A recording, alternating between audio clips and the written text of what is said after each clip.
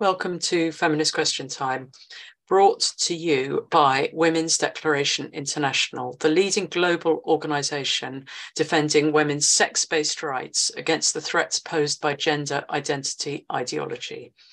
There's more information on the website womensdeclaration.com, where you will find our declaration on women's sex-based rights, which has been signed by 34,201 people from 160 countries and is supported by 473 organisations. We have over 100 volunteer activists, including 53 country contacts engaged in defending women's rights. Please join us as a volunteer. Today, I'm really pleased to say we have Marina Terragni from Italy. She is a country contact, the WDI country contact, along with Lucia. And she's going to talk to us about what's happening in Italy with the first female prime minister and the situation, political situation, and what's happening in terms of transgender ideology. Then we're going to hear from Róisín Michaux, and the title of her talk is No Data, No Problem? Why Belgium is not the self-ID poster child the UN says it is. And then we will hear from Amparo Domingo, who is the country contact for WDI for Spain, with information about Spain. And the title of her talk is Women Are About to Be Erased in Spain. Gender identity ideology permeates all our legislation. The first speaker is Marina Terragni, and thank you so much, and over to you, Marina. As you know, in Italy, for the first time, there is a woman prime minister, Giorgia Meloni, a right-wing woman presiding over a right-wing government. The news was a shock because no left-wing woman has ever held such an important political role, and the vast majority of us feminists have a left-wing history. But the dialogue with the left has been broken for years, precisely on the issue of gender identity, in Italy as in many other countries around the world. In particular, women politicians of the left have made a trans-feminist choice, a choice also confirmed by the candidacy as leader of the Democratic Party, forever the largest party of the Italian left, of a young woman, Hellish Line, who is openly trans-feminist. This situation has created many conflicts in feminism. Prime Minister Giorgia Meloni is openly gender critical, but a part of us refuse to dialogue with a right-wing woman. This is not my case. I keep the dialogue open. Among us radical feminists, there is also the Minister for Equality, Eugenia Roccella, with whom we have been collaborating from a long time. But for a part of us, this dialogue is impossible. The fear of breaking with the left, of taking note of what the left has become, is too great. I think it's the same everywhere. The fact that the new Italian prime minister is gender critical means that if her government lasts for 5 years, we will never hear of gender identity laws again. This is very good, even though Italy is caught between Spain and Germany, which are on their way to passing trans laws, and even though Europe continues to push hard in this direction. I know that Sisters of Women's Declaration UK are working hard on the goal of repealing the Gender Recognition Act. Italy has a very similar law, which came into effect much early in 1982, and is similarly wrong. But despite the fact that the current majority in Italy is right-wing, and therefore, in theory, in favor of repealing the law, few politicians today would support a repeal because it would be very unpopular and judged cruel. We would also be against the church, which continues to have considerable power in Italy. Plus, Pope Francis is much more transphilic than Joseph Ratzinger. The gender issue was among the main issues that divided them, because Ratzinger was strongly gender critical. So we had to work very hard and carefully in UK as well as in Italy and everywhere to build a solid legal alternative to our laws, keeping on the horizon the repeal of this kind of laws. I talked about this just a few days ago with Alessandra Steriti, who wrote about on the Critic UK.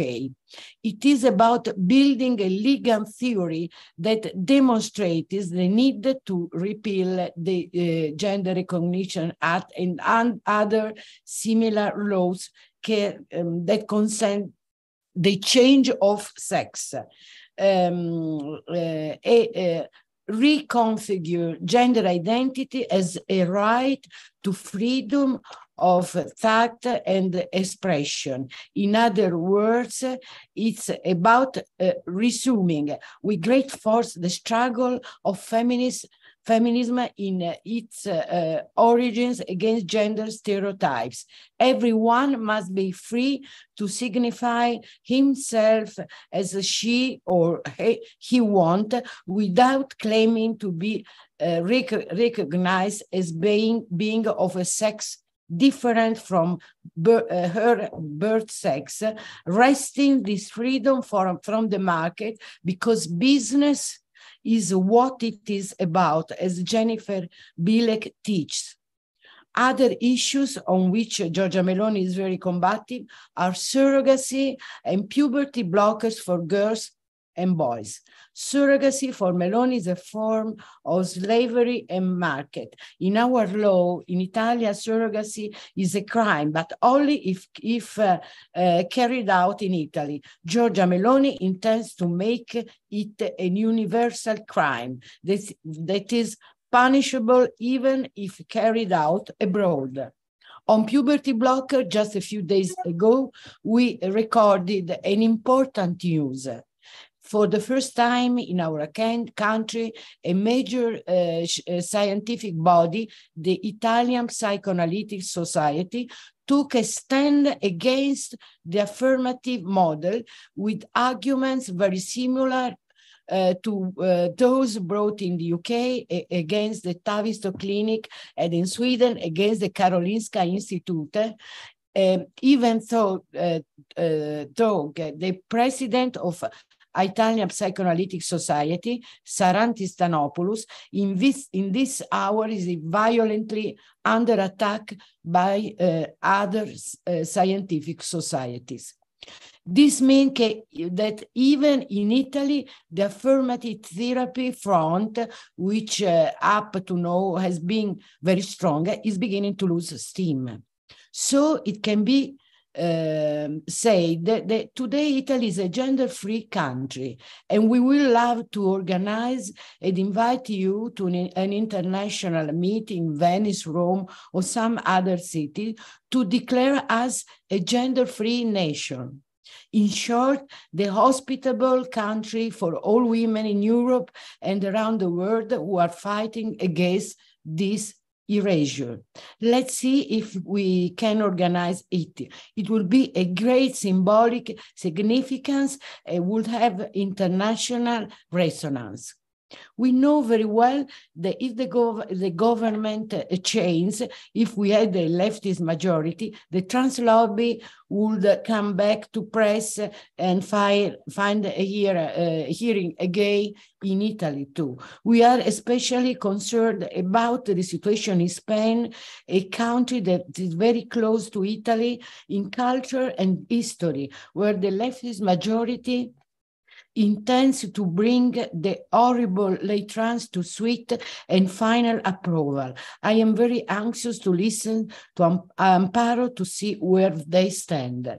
It is impossible not to observe that, unfortunately, is precisely leftist women politicians who support trans activism. Paradoxically, it's easier to find a listening ear in leftist men than in women. This is very disorienting for us who have chosen separatist policies, knowing full well that even when they are on our side, men intended to use us. But with left-wing women, it is absolutely impossible to confront. The truth is that even if the right shares some of our goals, there are things at the bottom of their street that are very different from what we see at the bottom of our street. It is, shall we say, a mutual instrumentality.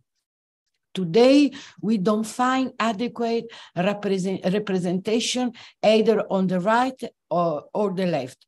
As Andrea Dworkin said, it only changes where males place their boots on our body. This is true for as feminists, but is equally true for all women. Feminism produced and anticipated the crisis of representative politics. Are there similarities among us women to make us a coherent set of political interests? As a French revolutionary, Olympe de Gouges wondered, will women always be divided from one another?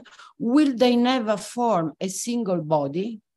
In Italy, we tried this at the last election in September by formulating a program that we titled A Political Horizon Common to Women of All Parties, a program that was much discussed even in the mainstream press. By now, we women and feminists have accumulated enormous political knowledge. We know very well where we want to go, keeping on the horizon resistance to the transhuman front. We could have a global political program that could be declined on the basis of the differences between our countries, because we are a global political movement. However, we know that all attempts to form feminist parties have failed. So at the moment, what we try to do is to bargain on our points with all political parties. That's the indication that Simone Weil gave. Make free alliance on single goals with everyone and dissolve them when the goals are different. But is it sufficient? I conclude by saying that this is an issue to think carefully about. We should trust that, as Olympe said, the goals that hold us together are naturally shared by most women in the world. We are only the vanguards of widespread women's thinking. The question to put at the center of reflection then is, how do we win? What are the tools that enable us to be effective by constantly keeping this thinking at the center. In Italy, we were able to stop a law introducing gender identity, the ZAN law, and we were able to move the scientific world on the issue of puberty blockers, which we have been working on for so long. The question of the effectiveness of our policies must be at the center, because too many are content with mere testimony, which is very important, but no longer enough today. Today we have to win. We are destined to win against male domination for us and for the world, which is in a danger of dying along with a dying male. So now we're going to hear from Róisín Michaux, who is from Belgium, Ireland. And she's a Brussels-based Irish journalist investigating the rise of gender ideology in the EU. She's a mother and a feminist and militant about stopping pediatric transgender transition. She's going to, title of her talk is No Data, No Problem, Why Belgium is Not the Self-ID Poster Child the UN Says It Is. So thank you so much for joining us, Róisín, and over to you. I investigate all sorts of things. I look into all sorts of topics. And one topic that I wrote about recently just became really, really popular and got spread around Twitter and the internet wildly, unexpectedly to me. And I'm going to talk about what it is that I researched, what it is that I found, and how it's relevant to the self-ID debates. So obviously, self-ID is a massive, massive question at the moment all over. My focus is Europe, but it's everywhere. The question of, is self-ID a problem? Does it pose a risk to women and children's safety or not? And you'll have a lot of wild debates going on about it in parliaments, in society and newspaper columns everywhere. And I, at the beginning, early 2022, I started to feel a bit weird about it, because I realized that just up the road in the Netherlands, they were having this fierce debate about how dangerous self-ID was going to be for all of the women in the Netherlands. And I was thinking, well, that's funny, because we've had self-ID in Belgium for 5 years. It was introduced on January the 1st, 2018. And I was thinking, we're coming up to the 1st of January 2023. That's going to be 5 years. And we haven't had a single report of a trans crime, an aggression by a trans female presenting man in the whole country in these entire 5 years. And I thought to myself, I want to support our feminist friends in the Netherlands and in the UK and in Scotland. And I want to be able to say to them, here's some backup, here's the evidence that you need that, yes, self-ID is harmful to women. So I decided to just do some research to find out if it's true or not. And I said to myself when I started all this, whatever the outcome is, if it turns out that in 5 years there has not been indeed any kind of trans feminine, trans identifying male crimes in Belgium, I'm going to reveal it. I'm going to say, okay, look, there hasn't been, and I suspected there hadn't maybe been, because the population of Belgium is quite low. There's only 11.5 million people there. And so I said, okay, what I'm going to do is I'm going to look into this. And I had always found it very, very strange that we had never had a single story about these sort of the stories that you see in Redux all the time, but also that you see in the Daily Mail and the Scottish Express or whatever, saying, woman rapes child, or woman gets her penis stuck in a, wheelie bin, or, these stories that come up all the time in the US, the UK and Canada and places like that, and in Brazil. And I said, why is it that there haven't been any of those kind of stories? So I said, maybe I missed them. So what I started doing was I went back into all the newspapers, the local ones, the regional ones, the mainstream ones, the broadsheet ones, the tabloid ones, the trash ones, the prestigious ones. And I went into all their archives, and I thought of all of the words that could potentially pop up that would normally be contained in a headline or in a news story about a man committing a crime, sexual or otherwise, in the newspaper. So I thought of all the words. The country has 2 languages. I got all the words: trans femme, trans identifiée, femme trans, that's in French, and then you might trans féminine or trans féminin, I don't remember. And also in Dutch, you would have transvrouw and the transsexuel, which they use a lot. And so I did all these searches, but of course, the only thing that I found was stunning and brave stories. You know, it was all about, like, you know, first transgender prime minister, which is Belgium. This is truly the belly of the beast. Belgium has a transhumanist transgender man as the vice president of the country, in charge of the entire civil service and in charge of trade. And I think he has aspirations for the premiership. So yeah, we have a lot of stories about him, very stunning and brave. We had stories about men stealing women's competitions, the first transgender woman to ever win, you know, a cycling race intended for women, all this stuff. But there was a story that would come up over and over and over again about a man who was in a prison who claimed to be a woman and who was very upset because he couldn't get into the women's prison. And that's an important point that I'm going to come back to afterwards. So that man's name was Saya, and he made all the papers. There were follow-up stories about him. And he eventually, his case has been brought to the Observatoire International de Pénitentiaire, whatever, like the international observatories of prisons, because it was such a gross abuse of his human rights not to be transferred to a woman's prison. But I'll come back to him in a minute because it's important. So I said to myself, okay, I'm going to search all the papers, didn't find anything. All I found were stunning and brave stories. I recruited TERF here in Brussels, who helped me to search all the Dutch papers because my Dutch isn't very great. We didn't find anything. We found nothing. All we found were stunning and brave things. So I thought to myself, okay, that's very strange. Well, we haven't found any in the press. Maybe they're not reporting about it. So I'm going to go check out the crime statistics. So I go to the Federal Police crime statistics, and all they have is M and F. So they don't report crimes if they were committed by trans people. They don't indicate if they were they don't indicate that they were trans people, whether male or female. And this is the same for both sides of the country, because I was looking at the federal police statistics.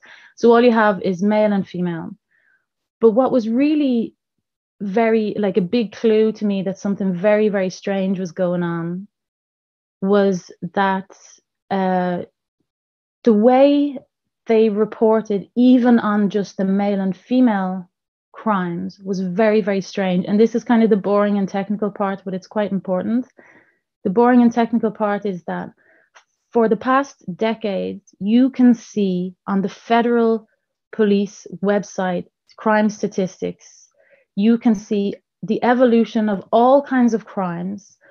Time of day, was it at nighttime? Were there multiple people involved? Was jewelry stolen? Did it involve a public building? You know, all this stuff. You can see the evolution of that per trimester for a decade.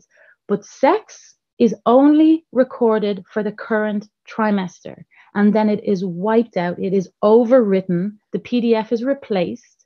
And so what that means in practice, if you're trying to see trends, if you're trying to see, okay, have more women been committing crimes in the past 5 years, you cannot see. You can see how many women committed crimes this trimester that you're looking at right now, and nothing before that. So this rang alarm bells. So I wrote to the police and I said, hey, I'm just trying to figure out, you know, the statistics for women and men committing crimes in Belgium. I didn't say anything about transgender people. And the police responded to me and said, we don't communicate on that. And I said to them, well, you do communicate on it for like a snapshot in time, but then you don't, like all the other parameters, you don't talk about it like over the course of, you know, the last decade and over per trimester. Like, I can't see anything. And of course they didn't respond to me. And of course they didn't respond to me. And I said, okay, I was getting desperate at that stage. So I said, okay, if we have no reports in the media of trans women committing crimes, we have the police don't report whether the person who committed crime is trans or not, we can presume that if trans people are committing crimes, they're being counted as their desired gender or sex. So we can assume that if a trans man commits a crime, he's being counted as a woman's crime.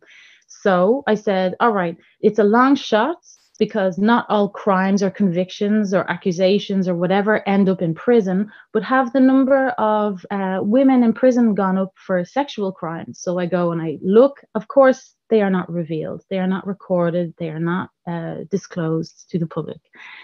So Vanessa McCulloch, who's in here somewhere, she is an arch turf, lives in Antwerp, and she, sorry if I reveal too much, Vanessa, but she had done, before my time, she had done a whole lot of research on prisons in Belgium, and she tried to find out if men were being held in the female estate, and it turns out that yes, they are. And as an aside, and Julie Bindel is apparently working on a story on this at the moment, that yes, Belgium not only does have men in the female estate, but they're also planning to degender prisons altogether. So I knew from Vanessa, it's incredible, and it's coming from the Council of Europe, because the Council of Europe has said it's not realistic enough to have people separated by sex in prison, because you're not helping them reintegrate into the normal world if you separate them by sex. So voila, I knew that I tried, yes, somebody's commenting here, yeah, degender prisons altogether. When Vanessa contacted the prison service through a Freedom of Information Act, and they finally got back to her, they said to her, we think gender is a weird way to separate people, you know. So they've built a maxi prison on the outskirts of Belgium, and it looks like a place to put all of men and women all together. But that's a story for another day, and I will be back to talk about that. So I wanted to know, were there men in women's prisons? And I happened to find out about 2 state-funded projects on prisons that were being run by 2 very young queer theory, graduates who were basically trying to put this pilot projects to degender prisons. So they were putting mixed sex activities. So the men and women wouldn't be in cells together, but they were basically piloting mixed sex prison situations. And you will find this probably the most fucked up thing you will hear for a long time. They put, in one of the state-funded projects, they put the women in a sex offenders prison. And I can only guess as to why they did that. But when I found out about these 2 projects, I contacted the principal investigators of both. And because they don't follow me on Twitter, and they're French-speaking and Dutch-speaking Belgians, they have no clue about all this that's going on in the outside world. They agreed to be interviewed. So I interviewed both of them. And they said to me, yeah, one of the projects was called, Queering Prisons, basically. And they're complete queer theory people. They believe that men and women, there's no difference really except cultural stuff, etc., etc. They have been mixing men and women together in prisons, in one case in a sex offenders prison, to try and figure out how it's going to work in the future. This sort of create a roadmap for spreading this all over the country. There was also, as an aside, a 3rd project doing the exact same thing, but it was a private initiative of a director of a prison in the south of the country. So basically there were 3 prisons in Belgium right now that are queering prisons. So I found that really strange. It didn't help me understand why there were why their stories never got into the press. And Vanessa, when she did her research, she found out that actually you don't have to have a self-ID certificate, or you don't have to have changed your sex marker in your legal documents to get into a woman's prison in Belgium. For years, it has always been the decision of the mayor of the community, of the commune, we say, of the principality, of the municipality, where the prison is located. So I asked these researchers, these queer theory researchers, I said, are there men in with the women? I said, they don't communicate at an official level. And they were saying, oh yeah, there's plenty of men in with the women. And the decision is made based on whether they consider the men to be sufficiently trans, sufficiently feminine, and a threat to the women. So let's just go back to what I said earlier about this guy who got massive coverage in the Belgian press about his poor, sad sob story about not being allowed go into a woman's prison. The reasons they don't let men into women's prisons, they do let men into women's prisons, but they might deny them based on them being a danger to women. So we can assume this guy who has been celebrated in the Belgian press was not allowed into the women's prison because he was presumably a danger, and yet he became, the International Observatory of Prisons are currently producing a report on how cruel Belgium is to its prisoners, and one of the aspects of it is that they didn't let this poor guy in with the women, and nobody thinks to highlight the fact that he's probably a rapist. So I said to these researchers, you know, do you not think it's dangerous? And they said, well, they put them in with the sex offenders because they said they're so close to the end of their sentence. They're basically sex offenders at the end of their sentence. It's unlikely, so they'll be mega horny, but it's unlikely that they'll attack a woman because they're almost out. And I said, how does it work? How does it go? And she said, well, the prison guards hate the whole situation because they have to make sure nobody gets pregnant. They've been given one instruction: make sure nobody gets pregnant. And so I said, are the women not afraid? And she said, oh no, you don't understand. Women in prison are so close that they would never let anything happen to each other. And the whole reason they're doing this is because they don't have any facilities for women's prisons, because women's prisons, there's so few people. So they're like, rather than building gyms and canteens and work activities for women, they said, no, let's just put them in with the men. So this is absolute disaster waiting to happen. But anyway, I found it really weird that none of these stories got into the press. So I said, you know, I'm going to contact some journalists and ask them, why has there never been, and I asked the researchers from the Prisons Project, I said, you know, there's obviously these transgender men, these men in prisons with women, why did it never get into the press? And I said, you know, in the UK on a regular basis, you hear about the Karen Whites and this horrible guy in Scotland and, you know, all these stories all the time. Why do you think it never got into the press? And she said, I think the British like to sensationalize anything to do with trans women. So I said, okay. So I looked up all of the crime writers that I could find in the Belgian press of both languages, and I contacted them through Twitter DMs or their emails, and I said, hello, do you have a policy of keeping quiet? Is there a protocol about reporting on crimes committed by trans people? Because now we know there's trans men in prison, and we know this Saya guy with his sad story, he got convicted in 2019. So he got convicted after self-ID was introduced. We know that there are trans people in prison with women who got there recently, who used self-ID to get in there. Can you explain to me why their trans status was never revealed in any of their stories, like they committed crimes in the last few years? Nobody answered me. Not a single person answered me. And there's a man that I knew from a previous job that I had when I used to run a culture magazine.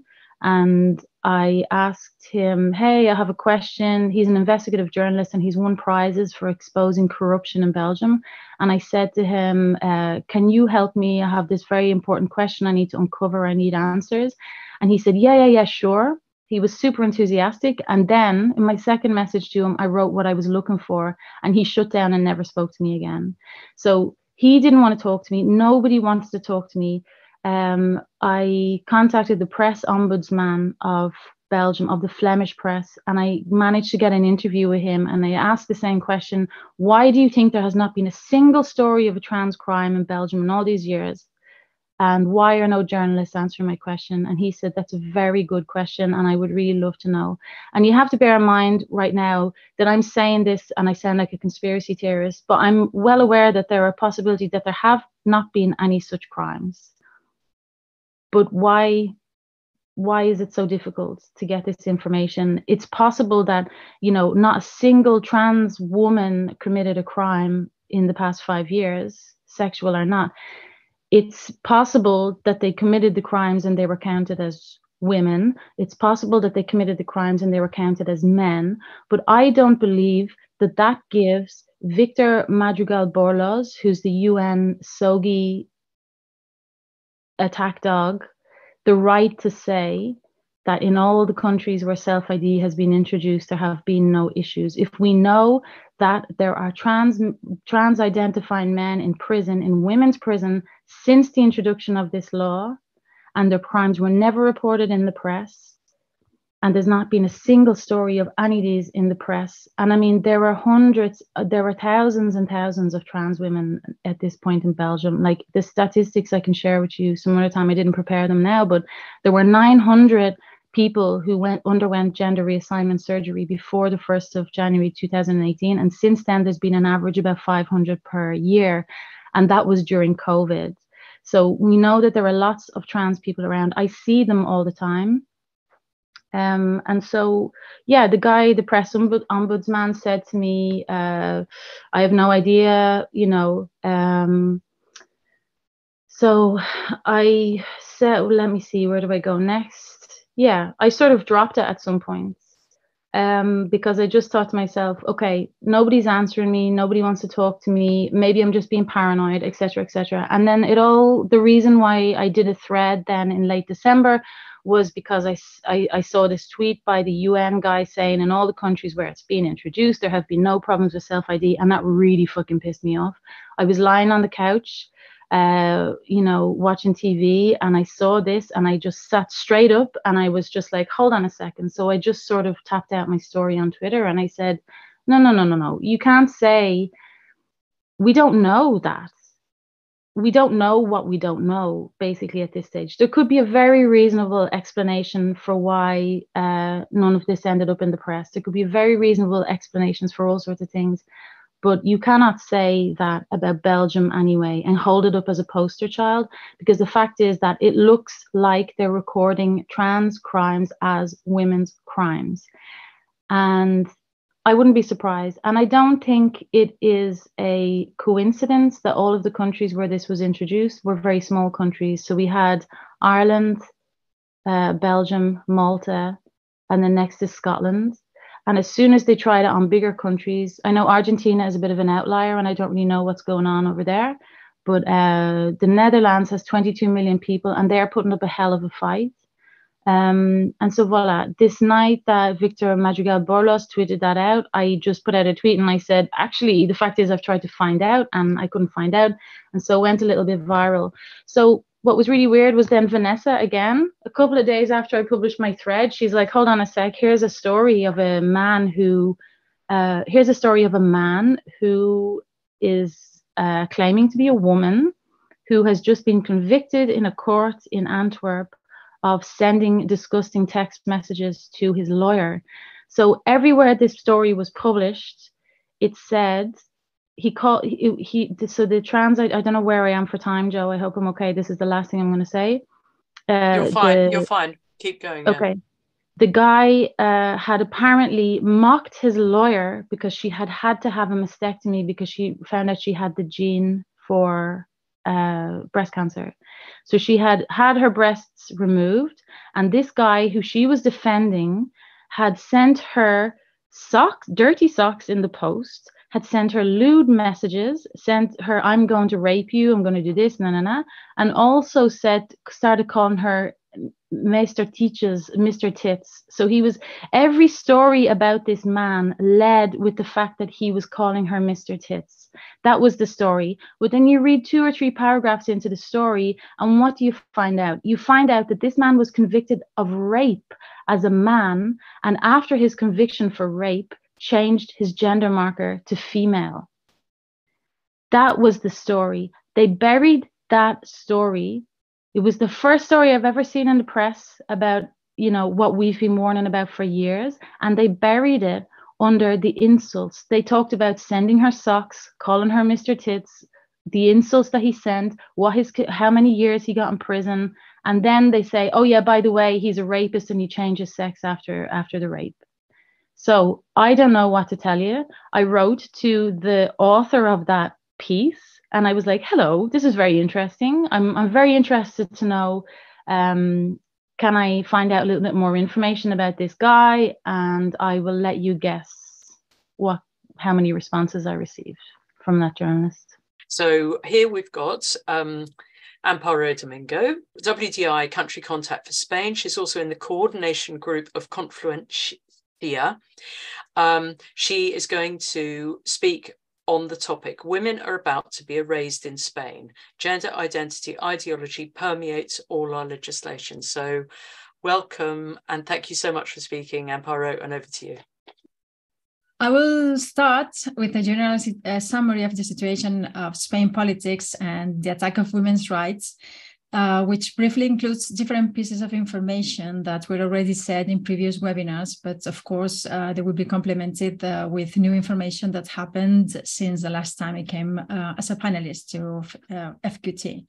And after that, I will focus on the most important part of my report, which is the bill commonly referred to everyone here as the trans law that is currently at our Senate, which pretends to create a new right in our legal system so that anyone from 14 years old on could freely change their legal sex at the registry.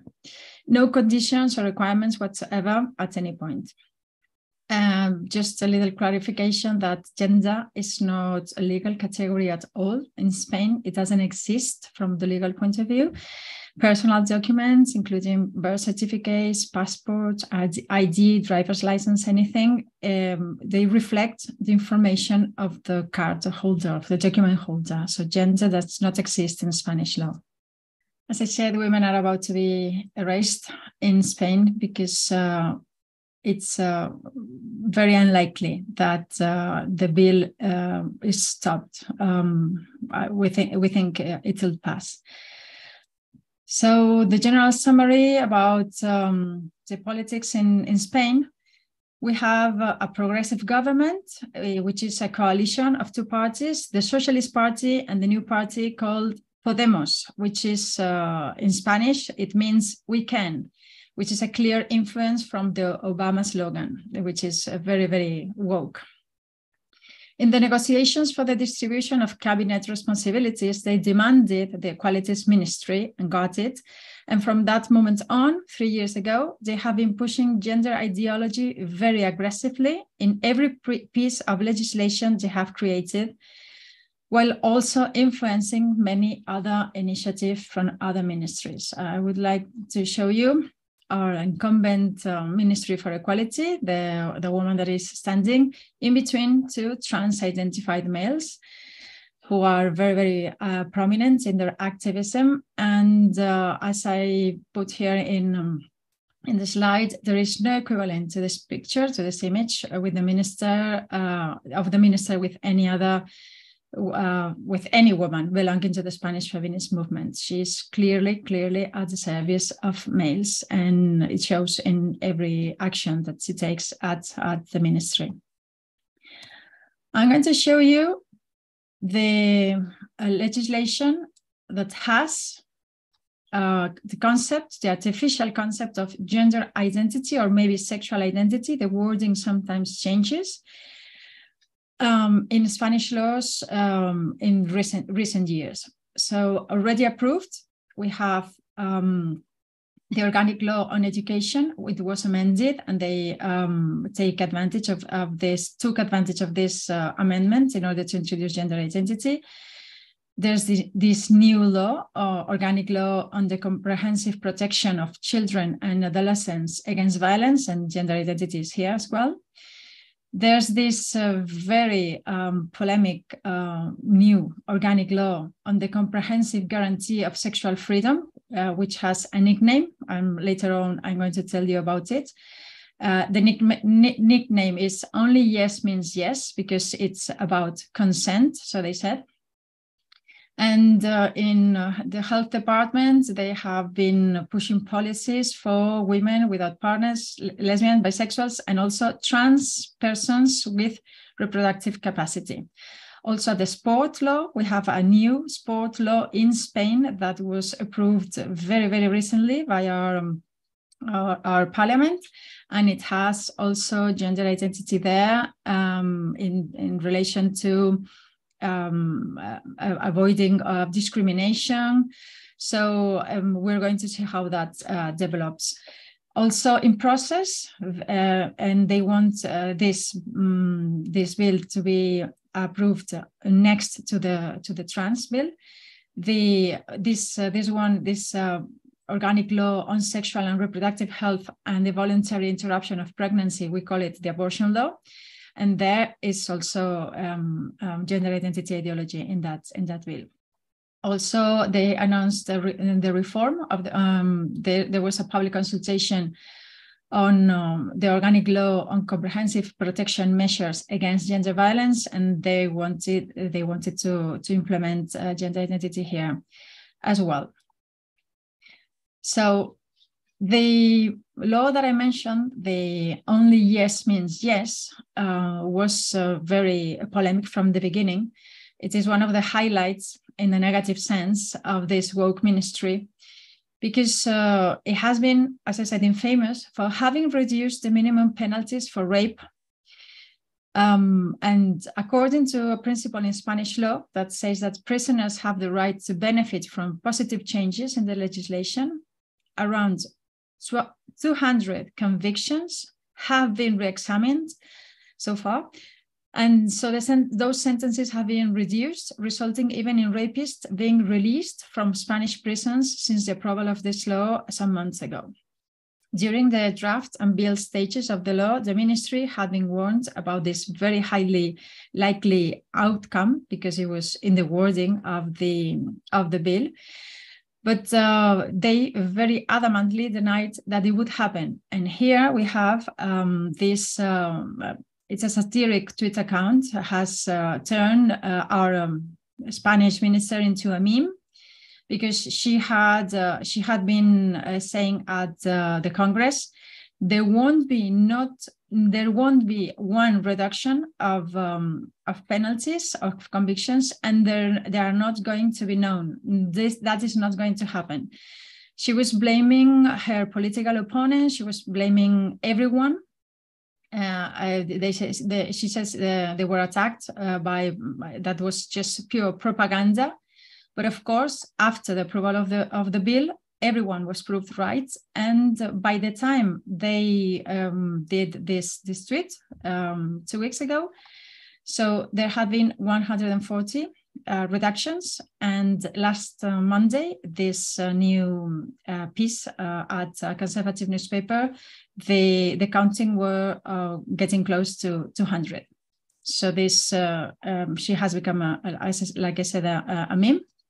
There were calls for her removal from government, from the cabinet, because this has been a scandal in Spain. But there haven't been any political consequences for anyone involved whatsoever. She's there, and no changes have been introduced in the ministry. As I said, they also wanted to reform the abortion law. And this is very woman-oriented. This bill is very woman-oriented, the language. So that was very suspicious. So we looked over. And as you say here, I have highlighted that they mentioned trans people who are able to gestate. The excuse for the reform was cancelling a formal change introduced by the Conservatives some years ago that banned abortions for minors over 16 years old, but minors, without parental consent. So the proposed changes and the official excuse were that young women will have agency to decide whether to go ahead with a pregnancy or not, even if they were not of legal age. But as I said, the main reason, we believe, the main reason for the change is to introduce this gender language into our abortion law, as the Argentinians did. It was very telling that during the reports and meetings and all the studies that they were being made before launching the draft, our minister was in very close connection with the Argentinian Ministry of Equality. As I said, they were copying the template for that. The bill, this abortion law bill, was deemed urgent already at the draft stage. So the public consultation on it lasted only 8 days. We had 8 days only to supply allegations. The legal minimum period is 15 days, but for the urgency, they could cut that in half. So the Spanish law, this is interesting, determines that in order to deem a draft bill urgent, compelling and unforeseeable reasons have to have happened. Those reasons have to be spelled out in the report that accompanies the draft bill. compelling and unforeseeable reasons had to be spelled out, but we couldn't find them anywhere at all. We were looking for those reasons. So because of that absence, when we submitted our allegations, we complained about the lack of transparency and mentioned that there were no reasons given. So later on, when the draft became a bill to be sent to a Congress, this is a Spanish law, they have to create a new report. And this, at the right side of the slide, is a snapshot from the report. And this is our submission. And they say here that we were complaining about, there was no justification for this urgency. And they said here, you see, that it is taken into consideration and it is conveniently justified. So they said that we were right and that they would correct this fault on their side. So a national newspaper noticed this mention and contacted us, writing about it in an article on the abortion reform, which is what you have here. This is a snapshot from the newspaper ABC, which is conservative, as you may have guessed already. That said that the feminist organization Women's Declaration questions the legality of the process. There's a surprise because, of course, they said here that they were about to justify it, but they didn't. The irony is that the government quoted CEDAW, which was ratified by Spain 40 years ago, 40. So that means it is not urgent, it is not unforeseeable. They quoted CEDAW and its Article 16 as the reason for the urgency, which absolutely contradicts the next bill that I'm about to talk, which is the so-called trans law, because that law absolutely contradicts CEDAW. So they choose what article of CEDAW to follow or not, depending on whether it suits their agenda. So now on the trans law, which is the most important threat we have currently here in Spain, as Marina very kindly pointed out in her intervention. And there's on the way, this has been a very, very rocky journey for it, because at the beginning, there were two pieces of legislation. They wanted to have two different laws, but then they merged them in one document.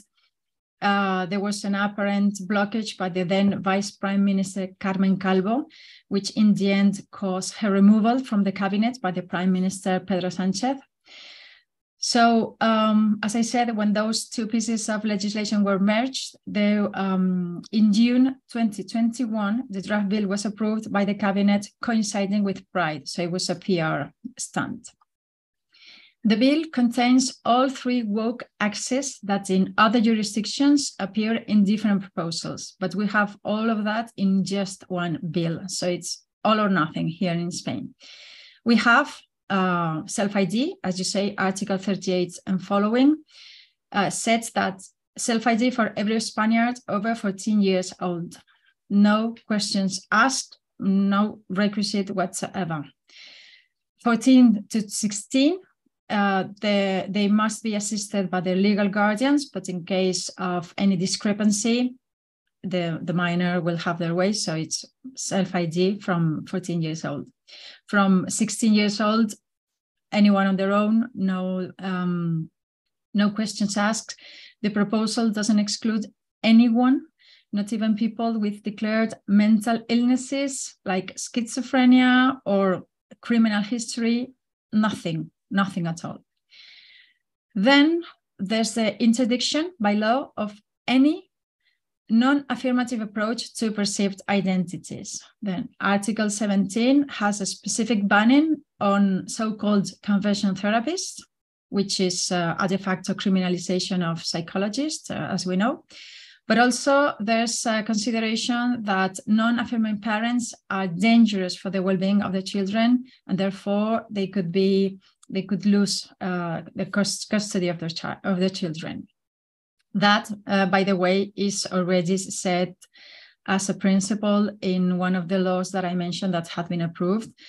earlier on in this by this government. So parents are really in a very difficult position here in Spain. The third axis is criminalization of dissent, with fines up to 150,000 euros for the new crime of LGBTI phobia. The psychologists are specially targeted because they are the ones that could face the top fines. The top tier, the most aggravated cases are professionals, mental health professionals that were found to engage in conversion therapy. I think I already explained in some other occasions that this bill doesn't modify our criminal code, which means that so far people can be sent to jail.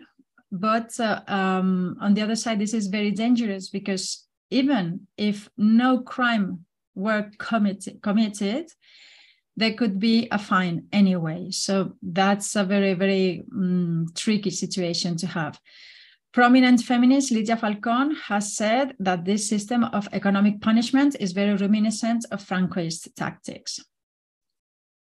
And we have had a surprise because one of the minor changes to the bill during the parliamentary procedure has been the introduction of a new paragraph that says, I have it translated for you here, that the Ministry of Health will ensure the sufficient supply of medicines used in hormonal treatments for trans persons and will supervise their supply in order to avoid recurrent episodes of stockouts. So much for depathologization, as they say. So this is like the core of the bill, but there have been, as I hinted at the beginning, multiple irregularities in the proceedings, starting by the reports. The mandatory public consultation, as I mentioned, was last year. They programmed that to happen in August, which is a non-working month. Everyone is on holiday, no one pays attention, and that is usually being made when the politicians do not want the population to notice something is happening. They wait until August to put that into force. So there was this also odd thing in the bill at that stage that it didn't have an articles with definitions. So we didn't have any definition of what was that trans people that the bill was protecting. And, the bill had to be informed by a series of public bodies, among the most important, the General Council of the Judiciary, which is a paragraph of that report I'm bringing you here. In the report, they said that the proposal infringed the principle of equality because women were clearly being discriminated in favor of trans-identified males. They were specifically mentioning sports as an example. And I have translated for you this paragraph. This says that it includes measures of public action and public policies and contains certain provisions which favor the undoubtedly undesired. They were very generous. They say they didn't desire this effect of generating situations of positive discrimination and therefore of discrimination generally indirect to those persons not contemplated in its subjective scope of application, especially significant with respect to women, which contradict the principles derived from the principle of equality enshrined in Article 14 of the Spanish Constitution and are contained in this organic law for the effective equality of women and men. So the judiciary said that the proposal for self-ID and the wording of the proposal was discriminatory to women. Nothing has happened, and the wording of the bill remains as it was when the judiciary was reviewing it.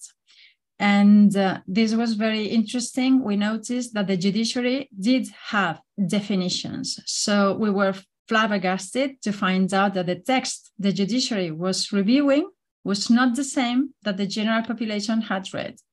We published that in our website, and then we were even more surprised to find out that somehow this is not relevant in our legal system. No one has cared about it, and nothing has happened either. The judiciary was very important in our opinion, because this paragraph that I'm bringing here was from the very, very lengthy report over 100 pages that was approved by the plenary of the council. There were 4 members that they casted a dissenting vote, and they clearly said, which, by the way, I have to say that we had said the same, not with the same wording, but we had said the same thing on our allegations. So we were very happy to see that they coincided with us.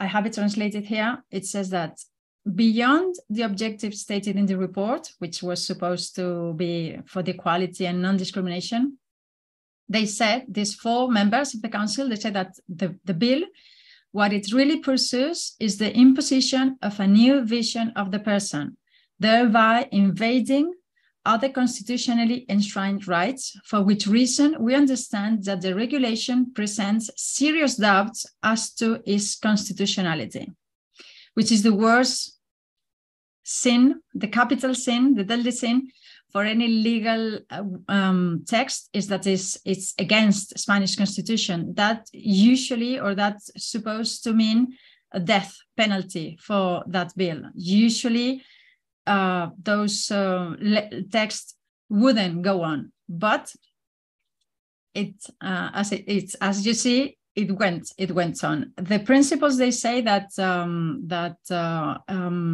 is against, as we had said in our allegations, there is freedom of belief, freedom of expression and opinion, and they included the rights of parents to the moral education of their children, which usually is people understand that as conservative education for children, but I think it includes, of course, feminist values for children. That is absence of stereotyping.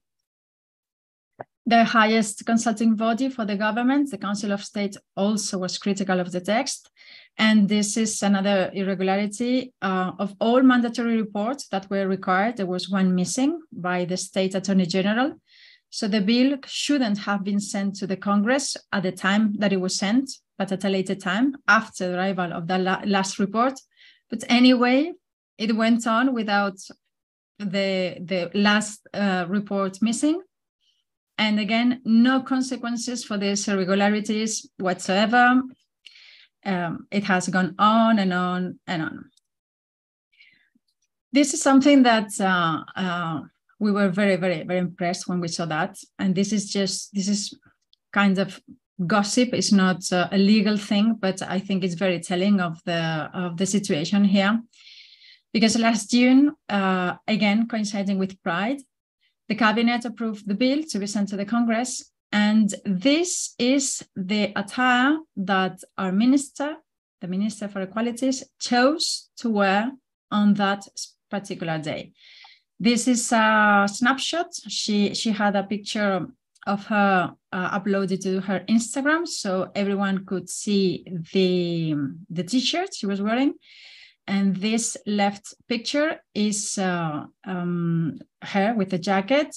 You know, here, as you see, this is the seal. So this is on a very official occasion. And this picture was taken at the press conference after approving the trans bill, where she was talking to the press about how happy she was and how human rights were advanced that day in Spain. The thing is that Mariliendre, which is the name that she has written on her chest, on her breast, is a slur.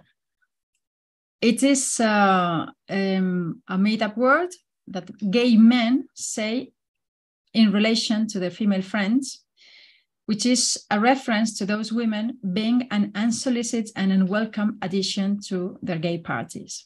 Liendre, the second part of the word, liendre, is knit.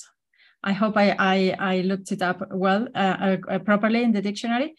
That is the egg of the louse. So it is a parasite. I hope you understand my point. So by adding Mary Liendre, they make a slur specifically addressed to women.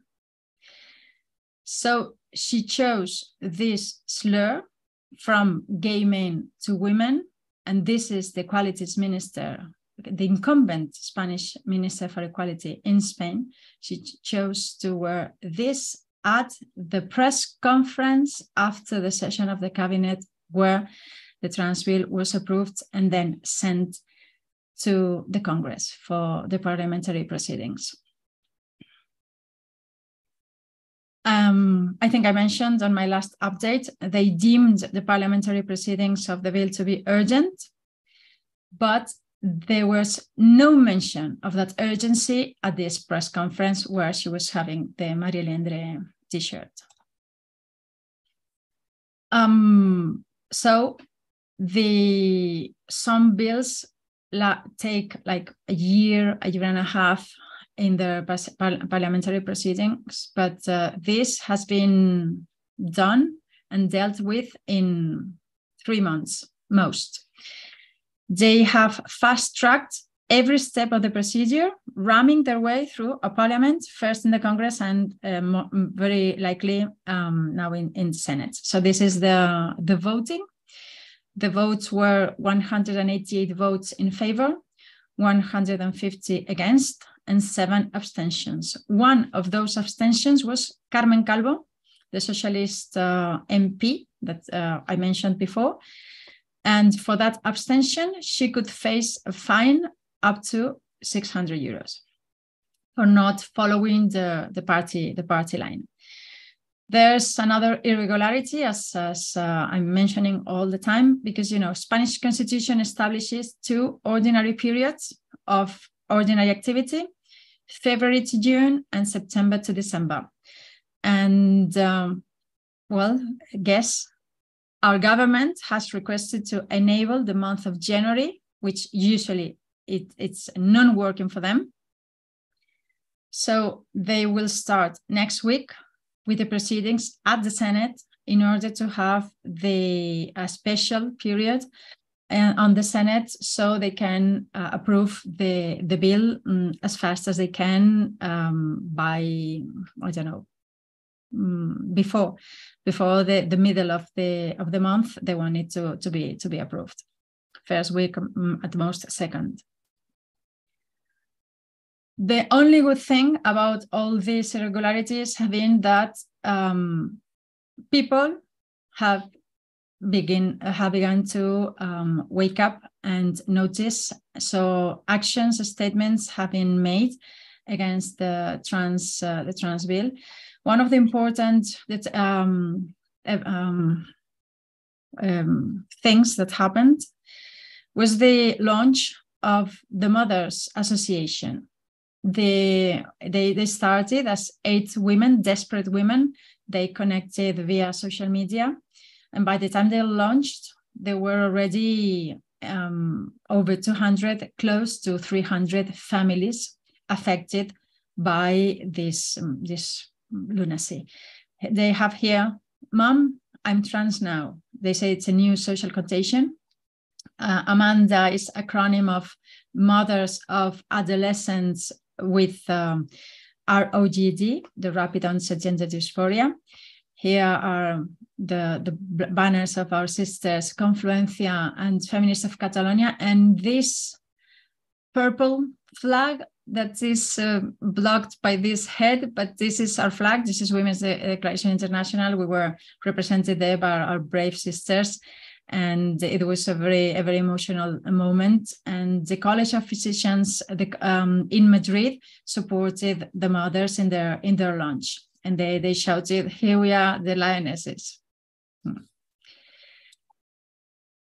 This organization has sent a petition to the Parliament, to the European Parliament, and this is I copy pasted this from the page of the European Parliament. The petitioner requests that all pharmacological and/or surgical intervention on adolescents and young people be halted while a thorough investigation is carried out into the incidence of the phenomenon known as ROGD in the educational and health fields.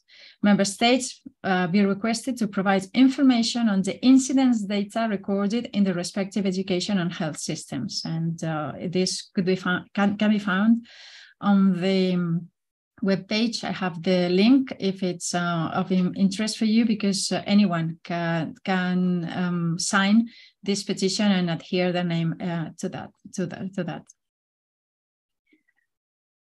Very, very good news in Spain, even though all this is not having a much effect on the opinion of parties, but many professional societies are speaking up against self-ID. Marina Terragni mentioned that for the first time, the Association of Psychologists had made a statement. In Spain, there are many. And this is, I'm quoting this Twitter account because they are compiling a thread. All statements that are being published are being added to a long thread. And here I have some of the names, which is the Spanish Association of Pediatrics. Those are I think in English is the GP, the general physicians. Also the Spanish Association of Psychiatrists of Children and Adolescents, the Bioethics Committee, the General College of Practitioners of Physicians, the Spanish Academy of Sexology and Sexual Medicine, the Observatory of Sexual Health, the General Council of Psychologists in Spain, these feminists that are health professionals, also psychologists, and the Spanish Society of Psychology, of Forensic Psychologists, and many, many more. So people are beginning, even professional bodies are beginning to speak up. Sadly, as I said, this hasn't had any influence on the minds of our politicians. And aside from these actions from civil society, we have been working as hard as we could. And when the bill arrived to the Congress, we, along with Confluencia and many other feminist organizations, we wrote to the president of the Equality Commission and demanded to appear before the committee, the Qualities Committee, because it's a quite common procedure to have experts. And we demanded to be called in order to give our opinion, but no experts were called at all. No party. There was a veto, and no one was able to give their testimony. So we, WDI Spain, we wrote on December 12th to the UN Special Rapporteur on Violence Against Women, because we read the letter she sent to the Scottish government. So we were alerting her that Spain had the same scheme. We still have to, the email went through, it has been received. We are waiting for an official reply on our petition. And there was not, it wasn't a part of the official procedure, but the opposition party, the Conservatives, they organized a conference. It was during the morning of December 16th, 2022. And this was in order to allow all those experts that hadn't been called before the Equalities Committee, so that we would have the opportunity to express our concerns for the trans bill. And we were very, very lucky to have with us Amelia Valcárcel, who is the most prominent feminist in Spain and has been associated usually with socialist parties. So this was it was in the news, this event. And the important thing is that it was live streamed from the webpage of the Congress, and the recording is there. At the calendar, at the agenda, you can look for it. So this is a historic document of what was said before the vote. There were 15 interventions, and there was this very telling silence on the side of activist newspapers. For instance, El Diario, who instead of attacking us as they usually do, they didn't say the word, not a word. We think that is that they didn't want their readers to watch the videos and realize that we were not the rabid fascists, extreme right-wing bigots that they say we are. At the event, I took the opportunity to ask the Conservatives to repeal the similar regional legislation they had passed in the regions, the rule. And in the closure of the event, the MP that oversaw the event said that they would have a look at it. So we'll see what happens. And I'm finishing. We published a video with Confluencia. It's on our website, on Confluencia's website. Because we're highlighting the links of the ideology of the wording of this bill with Yogyakarta principles is completely in line with Yogyakarta. So the video has been shared in social media. And next week, in 2 days, next Monday, Confluencia will have a webinar on the absurdities that are already taking place in Spain, because they have been removing the breasts of minors for years, and people do not know that those medical interventions are being carried out on minors. We also Confluencia signed the LGB Alliance's letter to the UN about the behavior of the SOGI expert that has been mentioned already in this webinar, who, as we all know, is himself a signatory of Yogyakarta Plus and dismissed all feminist concerns as bigotry. So this is where we are at. Next is the proceedings at the Senate. We're developing some actions that cannot be disclosed yet. If the bill passes in the Senate, then it's done. That will be the end of it. There's no need to go back to the House, but it will go straight to be signed by the monarch and then published at the official Gazette. If there were any changes, then it would go back to the Congress, but then a debate would ensue, and maybe those changes would remain, or maybe they would be rejected. So that's very, very unlikely. That's very unlikely. The most likely outcome is that it will go through as it is now. Conservatives have hinted that they're going to challenge the law if it's approved. They did that with the regional law in Catalonia on violence against women, because the Catalonians had included transgender women, which is males, as victims of violence. We'll see what happens. And that also is not a straight action, because if they challenge the law before the Constitutional Court, that is not a guarantee that it won't be applied. It's not an automatic process. The claimant must expressly request the blocking of the law until the court rules. And the fact that the blocking is requested is not a guarantee that it will be granted. That's a decision for the court to make. They can grant the blocking or not. So even if the Conservatives challenge the law, once it is passed, we don't have any guarantee that it won't start to be applied. So we still have a lot of uncertainty before us. It is worth mentioning that recently there have been changes at the Constitutional Court, appointing new judges, new members.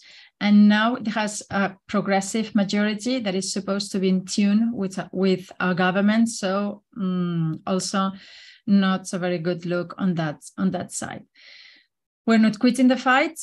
We are going to go on. We don't fear what's next, even though it's quite complicated. We have the precedents of the Francoist dictatorship. We make jokes about this, about going underground, like the democratic people were in during the dictatorship's times. But who knows what will happen.